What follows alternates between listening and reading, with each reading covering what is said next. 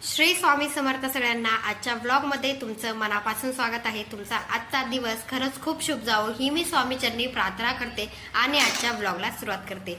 तर 4-5 महिन्यानंतर मी लातूरमधून पुण्यामध्ये आल्यानंतर मला माझी अडचण आल्यामुळे मला लगेच देवपूजा करता आली नाही। तर 5 दिवसानंतर आज देवपूजेचा मुहूर्त लागला। देवघर इतकं घाण झालेलं होतं, धुरुळा त्याचबरोबर जाळ्या लागलेल्या होत्या, त्यामुळे मी आधी झाडून घेतलं। त्यानंतर एक ओला कपडा घेतला आणि ओला कपड्यानं देवघर स्वच्छ करून घेतलं। सगळ्यात महत्त्वाची गोष्ट, लातूरमध्ये मी का होते याचं कारण की सासूबाईंची थोडीशी तब्येत खराब होती। ते झाल्यानंतर महत्त्वाची गोष्ट की आराध्या आमची देवपूजा सुद्धा करते, तुम्हाला दिसत असेल।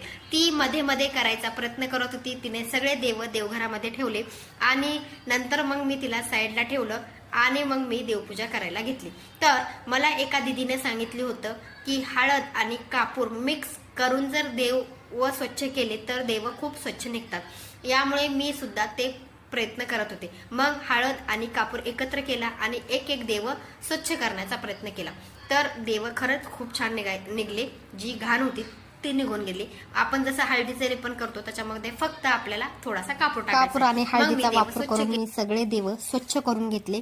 खरंच तुम्हीही एकदा असं करून बघा, तुमचे देव स्वच्छ निघतात का नाही ते कमेंटमध्ये नक्की सांगू शकता। मग नंतर आराध्याच्या पप्पांनी फुलं आणले होते, ते फुलं सुद्धा अर्पण केले। नंतर धूप ओवाळली, स्वामी महाराजांची आरती करून घेतली।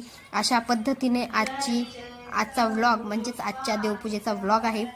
तुम्हाला हा आवडला असेल लाईक शेअर सबस्क्राईब करायला विसरू नका। नंतर स्वामी महाराजांना मुजरा केला। श्री स्वामी समर्थ।